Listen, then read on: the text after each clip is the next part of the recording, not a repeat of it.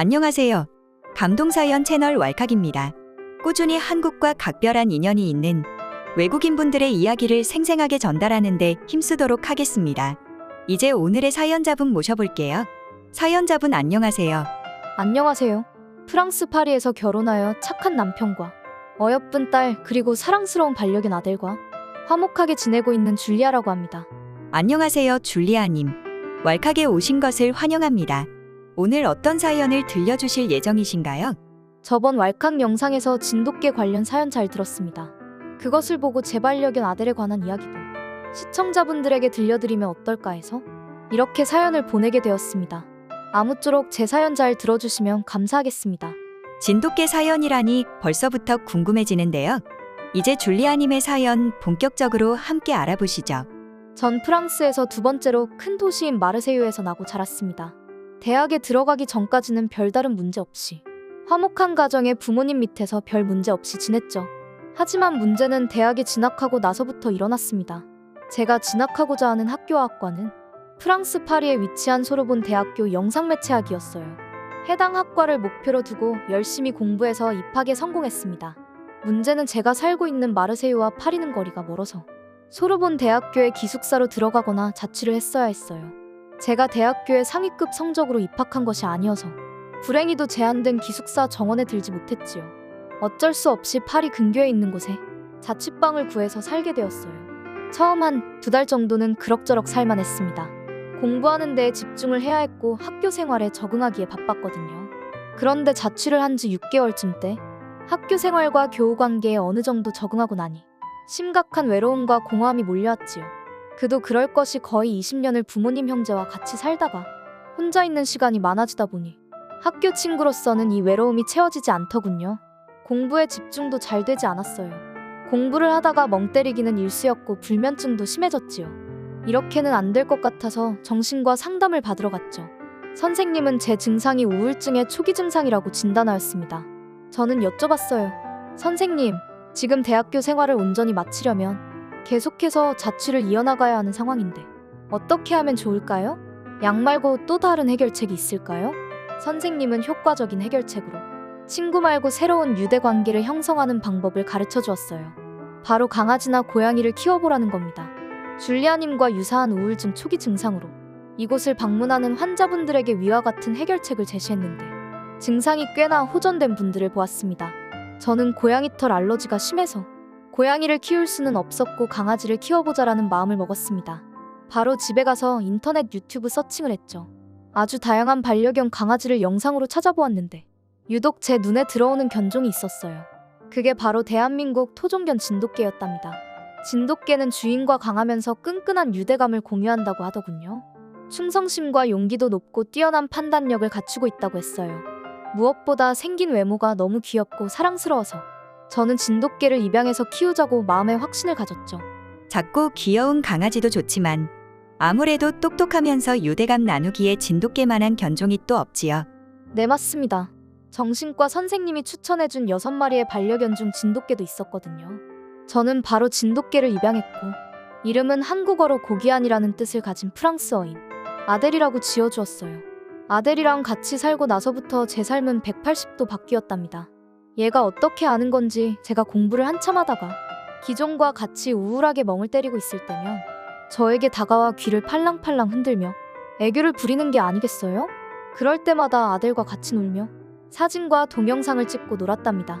또 이상할이 많지 제가 공부에 집중하고 있을 때면 주변에 다가와서 방해하지는 않더라고요. 얘가 얼마나 영특하던지 왜 진돗개 하는지 알겠더군요. 어느 날은 제가 친구들과 술을 한잔하고 밤늦게 귀가했답니다. 저는 아델을 두고 늦게 들어와서 미안함이 들었습니다. 머리를 몇 번이나 쓰다듬고 술에 취해 양말도 벗지 않고 침대에 들어누웠죠. 근데 이 영특한 아이가 제 양말을 입을 벗기더니 입으로 제 옆에 있는 이불을 잡아당겨서 저를 덮어주는 것이 아니겠어요? 그 모습에 감동받아 아델을 안고 얼마나 울었는지 몰라요. 마르세유에 계신 저희 엄마가 어릴 때 저에게 와서 이불을 덮어주었던 기억과 오버랩되며 엄청나게 감동받았답니다. 진돗개 중에서도 참으로 영특한 아이를 입양하였군요. 네, 그런가 봐요. 전 참 복이 많은 아이 같아요. 저는 아델 덕분에 우울증 증상이 많이 호전되어 공부와 학교 생활에 집중할 수 있게 되었어요. 어느덧 아델은 저에게 가족과 같은 존재가 되었습니다. 시간은 흘러 좋은 성적으로 대학을 잘 졸업했고 파리에 이름 있는 방송국의 PD로 취직하게 되었습니다. 바쁘게 일을 하면서도 틈틈이 시간 내요 아델과 놀아주고 산책하는 것도 잊지 않았어요. 저는 일을 하면서 착하고 건실한 직장 동료와 교제도 하였습니다. 3년의 연애 끝에 결혼을 하게 되었고 물론 남편도 아델을 무척이나 아끼고 이뻐해줬답니다. 남편과 저 그리고 아델까지 새 식구가 된 것이죠. 그렇게 화목하게 잘 지내다가 어느 날 아침 밥을 먹고 있는 게 갑자기 헛구역질이 나는 겁니다. 아델은 저에게 꼬리를 흔들며 다가와 저를 걱정하는 눈빛으로 주변을 맴돌았죠. 아마 이 똑똑한 아이는 벌써 눈치를 채고 있었던 걸까요? 제가 바로 딸을 임신한 것이지요. 남편은 저를 부둥켜 안고 얼마나 행복한 미소를 짓던지요. 하지만 남편은 기뻐하면서 한 가지 걱정을 가지고 있었어요. 바로 아델 때문이죠. 혹시 딸을 낳고 진돗개인 아델이 딸에게 사고라도 치면 어쩔까 노심초사했던 거예요. 저는 말했어요. 여보, 걱정하지 마. 아델은 내가 잘 알아. 오히려 돌봐줬으면 돌봐줬지 해를 끼칠 일은 없을 거야. 이렇게 남편을 다독여 주었답니다. 아니나 다를까 아델은 딸이 태어나자마자 마치 자신의 주인인 것을 알아보듯이 딸에게 굉장히 친근하게 대하는 겁니다. 딸의 이름은 루나인데 루나가 10개월쯤 되던 해쯤엔 오히려 저와 남편보다 아델과 노는 것을 더 좋아했고 항상 아델과 함께 잠들곤 했지요.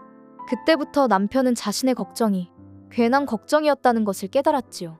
루나가 장난감을 만지다가 넘어지려고 할 때면 아델이 허리를 숙여 받치는 모습을 보고 저희 부부는 입을 다물 수 없을 정도로 놀랐지 뭡니까?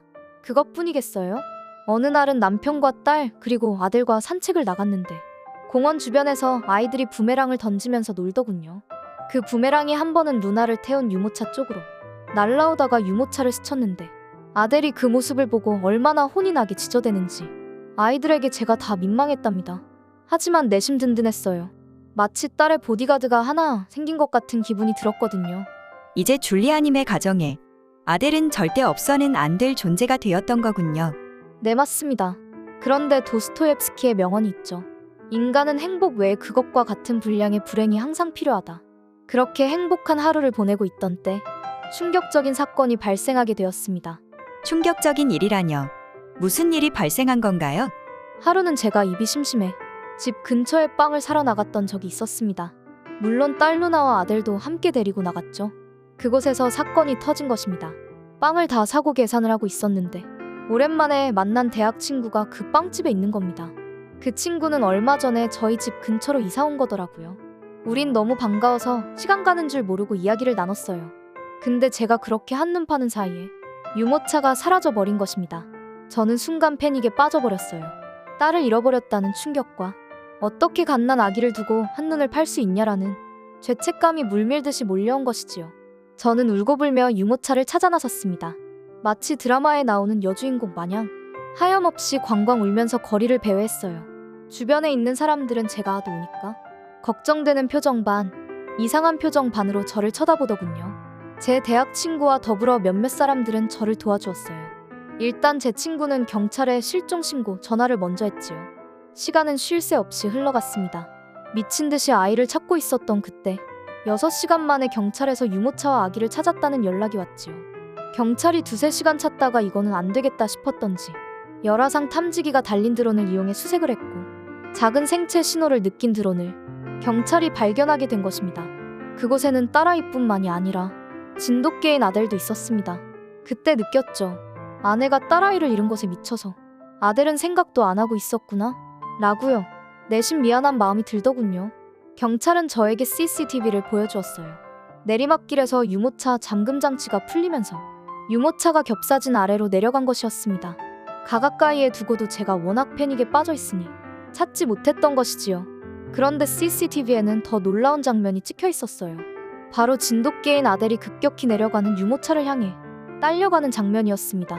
어떻게든 유모차보다 빠르게 달려가서 몸으로 맞고 또 굴러가면 또 맞고 그러더군요. 그리고 유모차가 마지막에 멈추자 아델은 유모차 주변에 오는 사람들을 몹시 경계했어요.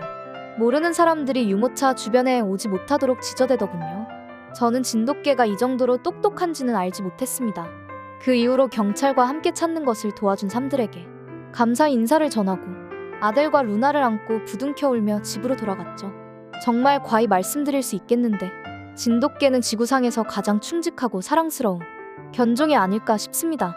제 사연은 여기서 마무리하도록 하겠습니다. 줄리아님의 감동 사연 잘 들었습니다. 이처럼 충직하고 사랑스러운 진돗개가 세계인들에게 더 많이 사랑받기를 바라며 오늘 내용은 여기서 마치겠습니다. 지금까지 감동사연 채널 왈칵이었습니다. 감사합니다.